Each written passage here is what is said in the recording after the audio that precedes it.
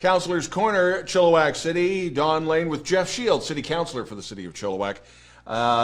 Jeff, a ton of territory to cover. It's that time of the year. Let's all go to the river. Let's have a pallet fire. And that is something that I know you and Mayor Popoff have a certain strong views about, but we've got to talk about this. It's a problem again, or it still is. Well, yeah, and good to see you, Don. Thanks for having me. Yeah, I think it's kind of an ongoing problem, and you know, a lot of what we're trying to do is educate the public. We need to educate the businesses, and we need to educate the people that are actually burning the pallets. But you know, one of our goals right now is you know, you see a lot of businesses, and I'm suspecting a lot of them are naive to where those pallets end up. Some not so much, but you know, there's other ways of disposing of them, and when they end up out at the river, it makes a complete mess out there. I know they burn well, but it makes a mess. I've seen, you know, the guys that are out there volunteer hours cleaning up after these pallets. You know, the Chris Gadsons of the world that are top-notch people, and it's a bloody mess, and you know, they're doing it more than half a dozen times a year. They got to stay on top of it, and it's terrible. So we need to curb this and put an end to it. That's kind of our goal right now. And I know Chris has always said it's not pounds of nails, it's hundreds of pounds of spikes and nails that are picked up. Yeah.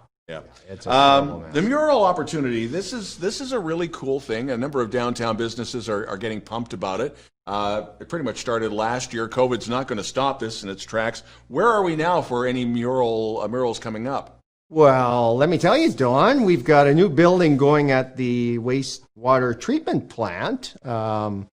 And there's a great opportunity for our local artists to come up with a mural for that particular building. There's our Chilliwack Public Art Committee has picked out a spot on the building. So for all you aspiring artists, established artists, any artists out there, if you go to chilliwack.com/public art, you'll see the proposal there, and you have up until September 3rd to submit your proposal. So by all means, doesn't matter. We are not anybody and everybody can send in something. Except for you don't have to be a professional artist. Yeah, perhaps me or you that you know maybe don't have any artistic skill. That would be me. Yeah.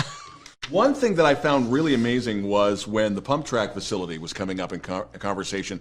So the one that's coming to Chilliwack, the largest in North America? Did I read that right? We are the largest in North America. Yeah, when it's completed, it will be. It's over 500 meters of track. So for something that I knew nothing about a year ago, I've become, wouldn't say an expert, but it's a pretty cool thing. So I'm not sure if you know how it works, Don, but rather than pedaling, they use the curves and bumps of the track to gain speed. And this is for bicycles, this is for skateboards, this is for scooters. And so this will be great. It's for activity for people of all ages. There's competitions. So having the largest track in North America, we should be able to attract some competitions. Well, I'll cover the races, but you're not going to get me out there. No. Simple as that. I'm too old. I'm simply too old.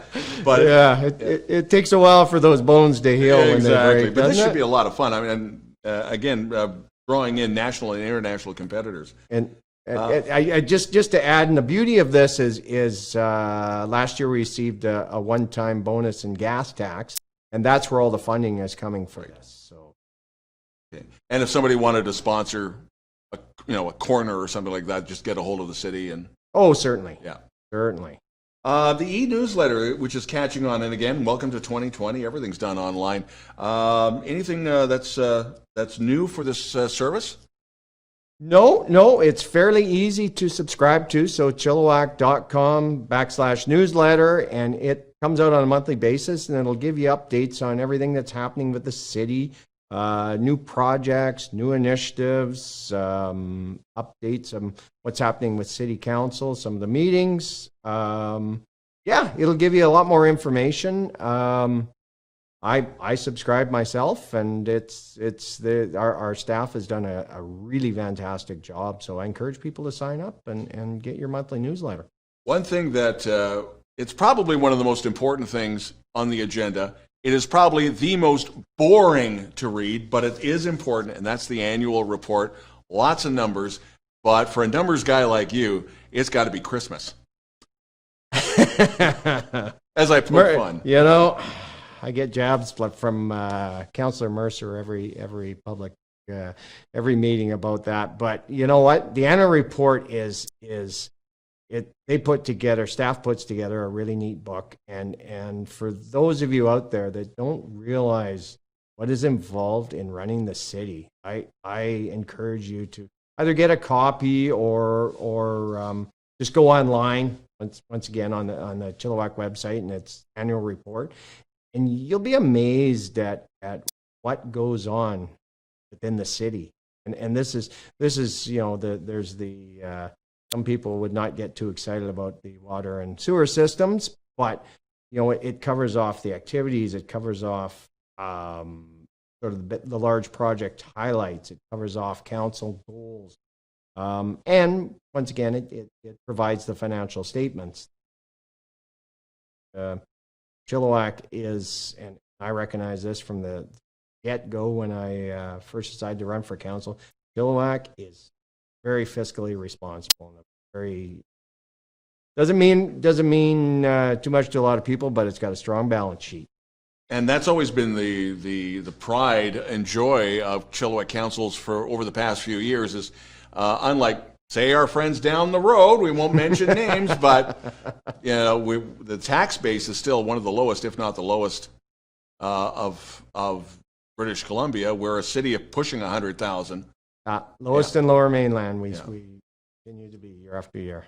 Last but not least, and we were wondering who was going to replace Joe Lamb as Cultus Lake Park Board Chair.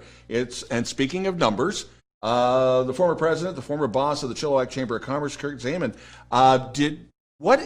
we're hearing that the city appointed Kirk, or how does that work?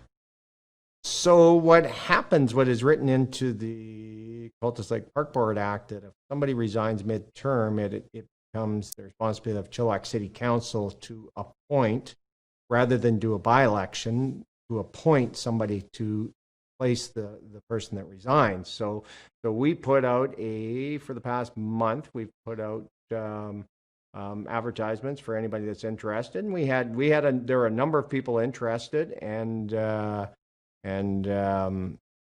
Kirk was the best candidate. So and I think he'll be a true asset. He has a connection to the lake through his wife's family. They've had a cabin up there for a number of years, 50 years, I think was the number. And Kirk's a smart guy, and I think he'll be a real asset to that board. So I'm really happy for Kirk, and I think the board will be able to work well with Kirk.